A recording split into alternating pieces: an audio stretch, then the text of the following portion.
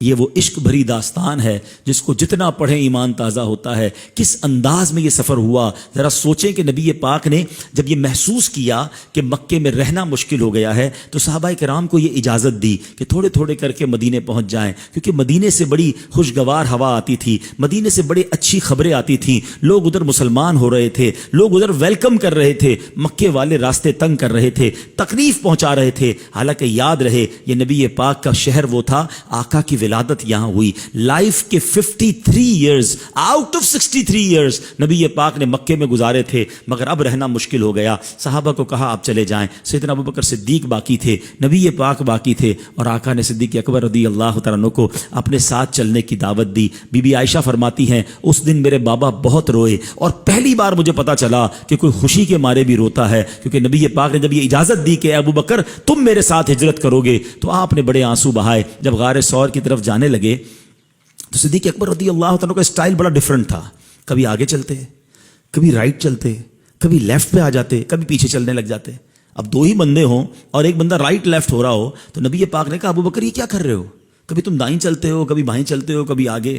کہتے حضور جب میں خیال آتا ہے نا کہ آپ پر دشمن دائیں طرف سے حملہ کرے گا تو میں رائٹ آ جاتا ہوں، جب یہ خیال آتا ہے لیفٹ سے حملہ ہوگا میں لیفٹ ہو جاتا ہوں، حضور جب لگتا ہے سامنے فرنٹ سے اٹیک ہوگا میں آگے ہو جاتا ہوں، حضور جب خیال آتا ہے پیچھے سے میں پیچھے ہو جاتا ہوں۔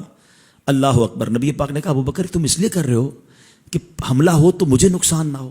کہتے ہیں واللہ حضور میری یہی تمنا ہے کہ اگر کوئی اٹیک کرے آپ پر آنچ نہ آئے، ابوبکر اس کے سامنے آئے۔ غار ثور کے نیچے پہنچے، جبل نور کے نیچے۔ صدیق اکبر رضی اللہ تعالیٰ نبی پاک سے عرض کی حضور آپ میرے کاندھوں پر آ جائیں، کہیں آپ کے مبارک قدموں پر کوئی کانٹا نہ لگ جائے۔ لک ایٹ دا وے نبی پاک ان کے کاندھے پر سوار ہوتے ہیں، اور صدیق اکبر نے وہ پورا ٹریول جنہوں نے کیا ہے وہ جانتے ہیں، آلموسٹ 5000 فٹ ہائٹ ہے جبل نور کی۔ صدیق اکبر وہ کیسے لے کر چلے ہوں گے، کیا وہ منظر ہوگا۔ اور جب نبی پاک علیہ الصلوۃ والسلام کو غار کے کنارے پر پہنچا دیا، نبی پاک سے عرض کرتے ہیں حضور آپ ذرا باہر رہیے، پہلے میں اندر جاؤں گا۔ اندر جاتے ہیں، غار کو صاف کرتے ہیں، دیکھا بہت سارے سوراخ ہیں، کہیں کوئی جانور نہ نکل آئے، کوئی سانپ وغیرہ نہ نکلے۔ ایک ہی چادر تھی، اس کے ٹکڑے کیے اور چادر کے سوراخوں میں ڈال دیا۔ اب ذرا سنیے گا، یہ بات کم لوگوں نے سنی ہے۔ جب باہر آئے تو نبی پاک نے کہا ابوبکر تمہاری چادر کہاں گئی؟ کہا حضور اندر جتنے سوراخ تھے اس میں میں نے پھاڑ کے وہ سوراخ بند کر دیے ہیں۔ اللہ کے نبی اتنا خوش ہوئے، آقا نے سنو کیا دعا دی۔ اللہ اکبر۔ نبی پاک کہتے ہیں اللہم اجعل ابا بکر معی فی درجتی یوم القیامہ، اے اللہ ابو بکر کو قیامت کے دن جنت میں میرا ساتھ عطا فرما، میرے ساتھ جنت نصیب فرما۔ اس دعا کی اہمیت سمجھو، میں اور آپ دعا کرتے ہیں کہ اللہ ہمیں جنت میں آقا کا پڑوس نصیب فرما۔ اللہ کے حبیب اللہ کی بارگاہ میں دعا کر رہے ہیں کہ اللہ ابو بکر کو جنت میں میرا ساتھ عطا فرما۔ اور سنو صرف دعا نہیں ہوئی، تھوڑی دیر میں وحی نازل ہوتی ہے کہ یا رسول اللہ، اللہ کریم نے آپ کی دعا قبول فرما لی ہے۔ اللہ اکبر۔ یہ ہیں صدیق اکبر رضی اللہ تعالیٰ عنہ، نبی پاک گود میں آرام فرما رہے ہیں۔ کیا قسمت پائی صدیق اکبر نے، کیسا دیدار کیا ہوگا، کیسا نبی پاک کا قرب پایا ہوگا۔ علماء کہتے ہیں جس وقت صدیق اکبر نبی پاک کی گود میں آرام کر رہے تھے نا، اس وقت وہ عبادت جو صدیق اکبر کر رہے تھے کائنات میں کوئی اور نہیں کر رہا تھا۔ ون اینڈ اونلی حضرت ابوبکر صدیق کو یہ مقام حاصل تھا۔ اچھا اب جب سانپ نے کاٹ لیا، عقل تو یہ کہتی ہے نبی یہ پاک کو جگا دیتے، عرض کر دیتے کہ حضور تھوڑا سا آپ تشریف لے جائیں، تھوڑا کھڑے ہو جائیں، میرے پیر پہ چوٹ لگ گئی ہے، سانپ نے کاٹ لیا ہے، اور حضور سے دعا بھی کروا لیتے۔ مگر کہتے میرے عشق نے گوارا نہ کیا کہ محبوب کے آرام میں خلل ہو۔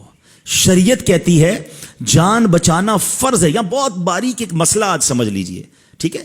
فرض پر عمل کرنا یہ سب سے اول ہوتا ہے۔ فرض کے لیے بہت ساری چیزیں چھوڑنے کی اجازت ہے، فرض پہلے، اور فرض معاف نہیں ہوتا، فرض ضروری ہوتا ہے۔ آپ نے نہیں جگایا نبی پاک کو، اگر آنسو نکلے آقا کے چہرے انور پر گرتے ہیں، نبی پاک کی آنکھ کھلتی ہے، کہا اے ابوبکر کیوں رو رہے ہو؟ کہا حضور سانپ نے کاٹ لیا ہے۔ سبحان اللہ، نبی پاک نے ایمرجنسی وارڈ کی طرف نہیں بھیجا، اپنا دعاب دہن نکالا، آپ کے انگوٹھے پر لگایا، سانپ کا زہر جو ہے اس کا اثر ختم ہو گیا۔ یہ فرض چھوڑ دیا، نبی پاک کو راضی کیا، نبی پاک کی اطاعت نہ چھوڑی، تو سکھا کیا گئے؟